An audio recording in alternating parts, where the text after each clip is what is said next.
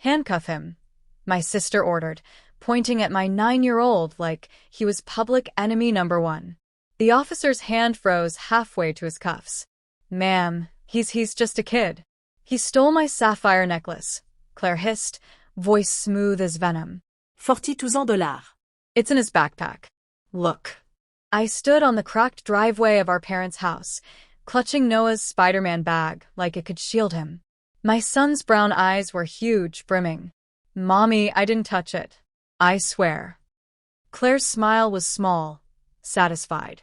Mom and Dad hovered behind her on the porch, sipping iced tea, pretending the sky wasn't falling. The younger cop knelt, unzipped the bag.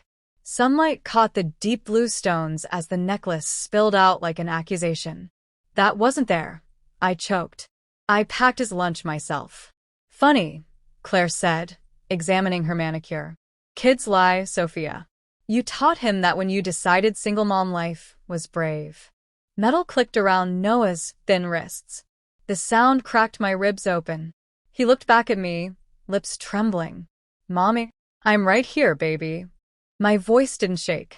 Something inside me had already gone quiet and lethal. The cruiser disappeared around the corner. Claire turned to go inside. I caught her arm. Why? She leaned close enough for only me to hear. Because you always acted like your sad little life was noble. Time you learned it isn't.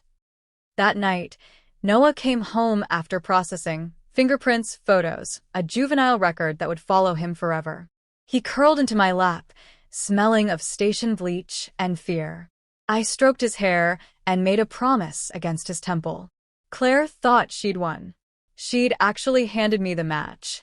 I didn't sleep. I worked. Old tax returns she'd bragged about fixing. Screenshots of her gloating over creative accounting at the nonprofit she ran. Flight records that didn't match donor events.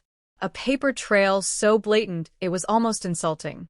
By dawn I had a file that could put her in federal prison. I called the one person who owed me, Special Agent Marquez, the woman Claire's firm had tried to bury years earlier when the first whispers of fraud surfaced. She picked up on the second ring. Sophia Reyes, she said, wary.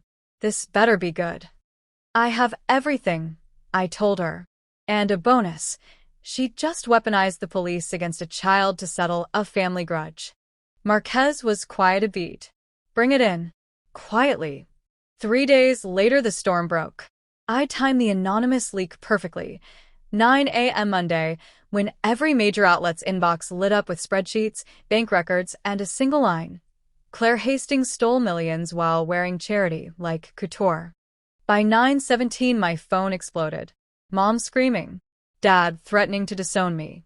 Claire herself, voice shrill. You jealous bitch, you'll regret.